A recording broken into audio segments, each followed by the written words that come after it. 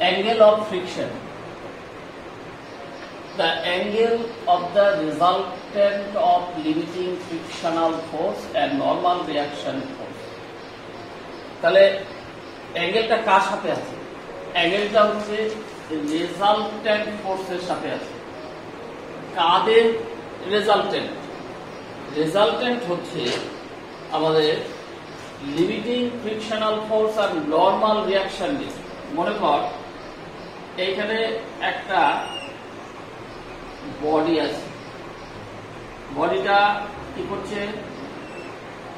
বডিটা যে force apply করা হয়েছে, যার ফলে লিমিটিং ফ্রিকশনের কন্ডিশনে এসছে, মানে জাস্ট মুভ, মানে tries to move over another surface, বা just tries to slide over another surface.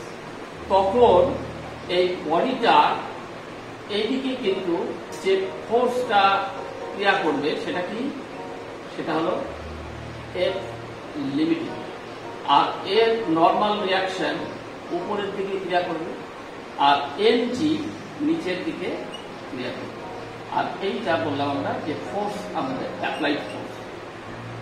তো বলা হয়েছে এই রেজাল্টেন্টটা হচ্ছে কার রেজাল্টেন্ট? রেজাল্টেন্ট ফোর্স আমরা এর আগে দেখেছি যে এইদিকে একটা ফোর্স, এইদিকে একটা ফোর্স, যদি একটা বডির উপরে সাইমালটেনিয়াসলি প্রযুক্ত হয় তাহলে কি হবে? তাহলে ফোর্সটা কার্যকারিতা আর একটা অ্যানাদার ডিরেকশনে হয়ে যায়, পড়েছি আমরা রেজাল্টেন্ট ফোর্সের থেকে। তো সেইখানে দেখা যাবে যে এইখানে মাঝখান দিয়ে, এইখান দিয়ে দেখা গেল যে রেজাল্টেন্ট ফোর্সটা ক্রিয়া করল, দিস ইজ আর মনে করলাম।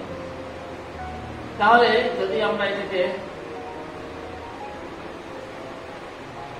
একটা প্যারালোগ্রাম, বা এখানে যেহেতু এই দুটো পারপেন্ডিকুলার আছে, তাহলে এইরকম ফর্মে আমরা নিয়ে নিলাম, রেক্ট্যাঙ্গুলার ফর্মে। তাহলে দেখা যাবে বলেছে যে তখন এটা অ্যাঙ্গেল করবে কার সাথে? টু দ্য নর্মাল রিয়াকশন, অর্থাৎ এইটার সাথে। এইটাকে আমরা ডিনোট করব লামডা অফ ফোর দ্বারা। এই লামডাটাকে বলা হচ্ছে যে angle of friction, angle of friction. এখন what is the value of lambda? লামডাটা আমরা বের করব কেমন ভাবে? দেখ, এটা এন আর এটা আর, তো যার সাথে অ্যাঙ্গেল করে সেটা ভূমি, আর এটা অতিভুজ। তাহলে ভূমি বাই অতিভুজ মানে N by R is equal to কি লিখবো? কস লামডা, কস থিটা হয়।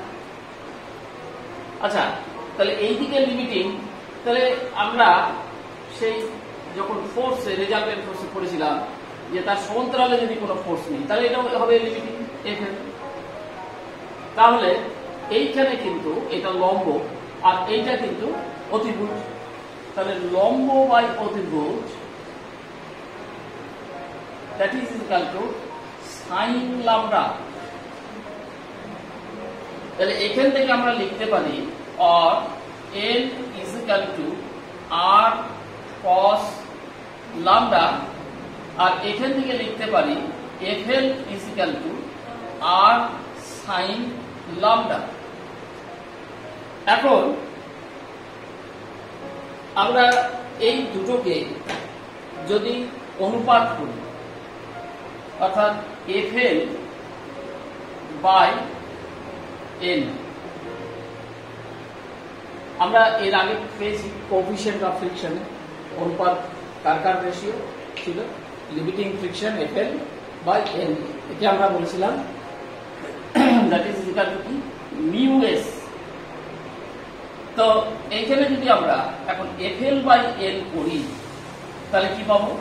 F L by N is equal to R sine lambda divided by N এর জায়গায় কি লিখবো? R cos lambda. R cancel, that is equal to tan lambda. So we can write that the FL by N এটা হচ্ছে tan lambda আর সমান সমান μs, তাহলে tan lambda is equal to μs। অর্থাৎ আমাদের অ্যাঙ্গেল অফ ফ্রিকশন আর coefficient of friction এই দুটো একই। তাহলে এই ক্ষেত্রে আমরা এবার যদি রেজাল্টেন্টের মানটা বের করতে চাই তাহলে কি লিখতে পারি, এটা প্রতিভুজ স্কয়ার ইকুয়াল টু ভূমি স্কয়ার প্লাস লম্ব স্কয়ার, অর্থাৎ r square is equal to n square plus fn square. আবার fl ইজ ইকুয়াল টু কি হয় আমরা জানি এখানে যে mu s is equal to fl by n, তাহলে fl ইজ ইকুয়াল টু অর্থাৎ limiting friction is equal to mu s into n। তাহলে এখানে আমরা যদি মানটা বসিয়ে দিই n square plus mu s এর স্কয়ার আর n square, n square common গেল 1 প্লাস মিউ s এর square, or r is equal to square root of n square 1 plus mu s এর স্কয়ার। এখন স্কয়ার রুট অফ এই যে n square, এখান থেকে যদি আমরা n টাকে বের করে নিই তাহলে কি দাঁড়াবে, এই যে n স্কয়ার আছে n বেরিয়ে গেল, এটা স্কয়ার রুটের মধ্যে থেকে গেল 1 প্লাস মিউ s এর স্কয়ার। ঠিক আছে, আজকে এতটাই, আবার আমরা নেক্সট কোনো টপিকস নিয়ে ফিরে আসছি।